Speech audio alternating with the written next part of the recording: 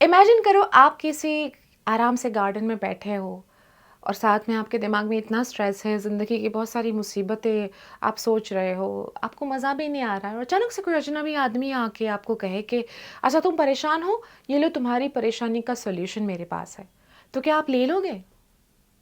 हाय, मैं हूँ जी आपके साथ ख्यालों वाली खिड़की में, और आपके सवाल का जवाब आपको इस कहानी के एंड में ज़रूर मिल जाएगा।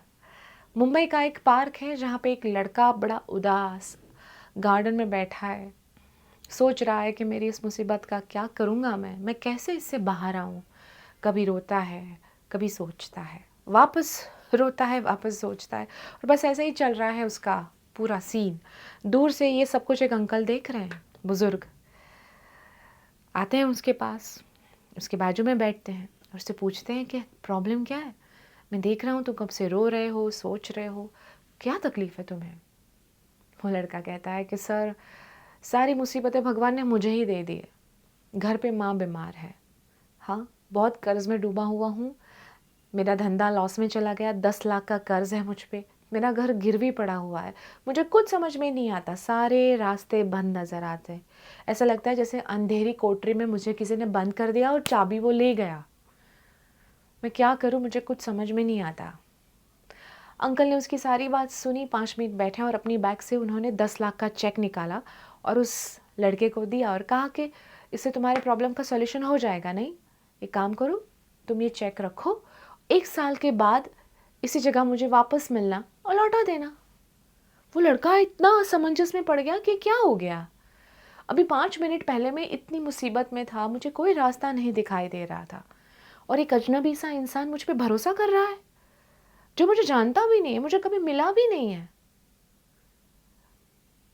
वो इतना सोच में पड़ जाता है।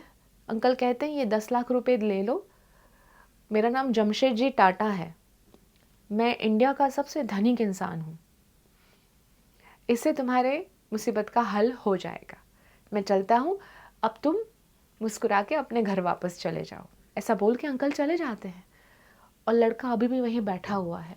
उसके दिमाग में एक सनक उपड़ती है और कहता है कि यार, ये इंसान जो मुझे जानता भी नहीं मुझ पे इतना भरोसा करता है, बिना गारंटी सिक्योरिटी मुझे 10 लाख रुपए दे के चला गया, और मैं खुद अपने ऊपर भरोसा ही नहीं करता। मैं एक काम करता हूँ, मैं एक आखिरी कोशिश करता हूँ अपने हालातों से लड़ने के लिए। इसी हिम्मत और कॉन्फिडेंस के साथ वो गार्डन से घर जाता है। अलमारी में वो अंकल का दिया हुआ चेक वैसे का वैसा रख देता है, ये डिसाइड करके कि जब तक मैं एक आखिरी कोशिश ना कर लूँ, मैं इस चेक को यूज़ नहीं करूँगा। और बस इसी जुनून के साथ वो फिर एक बार से नई शुरुआत करता है, जहाँ से उसने छोड़ा था वहीं से शुरू करता है।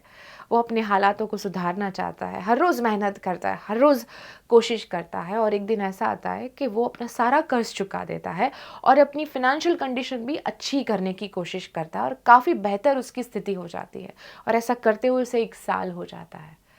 और ठीक वो ही दिन आ जाता है जब उसे वो चेक लौटाना होता है अंकल को। वो वापस 1 साल के बाद उस गार्डन में जाता है और वहाँ इंतज़ार कर रहा होता है उस बुज़ुर्ग का। थोड़ी देर के बाद वो देखता है कि वो बुज़ुर्ग आ रहे हैं, जमशेद जी टाटा। जैसे ही वो नज़दीक आते हैं, ये लड़का उनके पैर छूता है, उनको थैंक यू बोलने के लिए जैसे ही वो चेक अपने पॉकेट से निकालने की कोशिश करता है, अंकल के बाजू में नर्स होती है और नर्स उसे बोलती है कि 1 मिनट, ये चेक तुमको किसने दिया? तो लड़का बोलता है ये अंकल जमशेद जी टाटा। तो पता है नर्स ने क्या कहा? ये पागल आदमी है, ये हर रोज़ पागल खाने से भाग जाता है और जिसे भी मिलता है उसे कहता है मैं जमशेद जी टाटा, इंडिया का सबसे धनिक इंसान हूँ, और बस ऐसे ही सबको चेक देता है। ये चेक फर्जी था, फेक था। वो लड़का शॉक हो जाता है। इस कहानी का एक ही जवाब है, एक ही मॉरल है। कोई और आप पे भरोसा करे, आपको यकीन दिलाए कि आप कर सकते हो, उसके बाद ही क्यों हमें यकीन होता है कि हम कर सकते हैं। ज़रूरी नहीं कि हर किसी हारे हुए इंसान को हमेशा जमशेद जी मिल जाए, पर हर हार के बाद एक सुबह ज़रूर है, उसका यकीन उसके अंदर होना बहुत ज़रूरी है।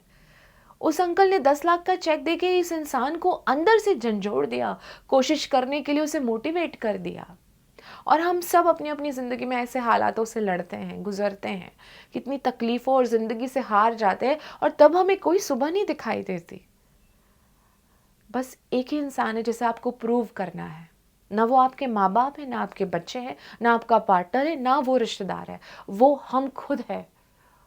80 साल के बाद हमें अपने ऊपर प्राउड होना चाहिए कि yes you did a great job. और वो कॉन्फिडेंस के साथ हर मुसीबत से हम डील करेंगे, लड़ेंगे, तो शायद ज़िंदगी को बहुत बेहतर तरीके से जी पाएंगे, ऐसा मैं मानती हूँ। बहुत अच्छी बात डॉक्टर हरिवंश राय बच्चन जी की मुझे हमेशा याद आती है जब मैं अपनी ज़िंदगी के टफ टाइम से गुजरती हूँ, कि जब तक जीवन है तब तक संघर्ष है, और जब तक संघर्ष है तब तक जीवन है।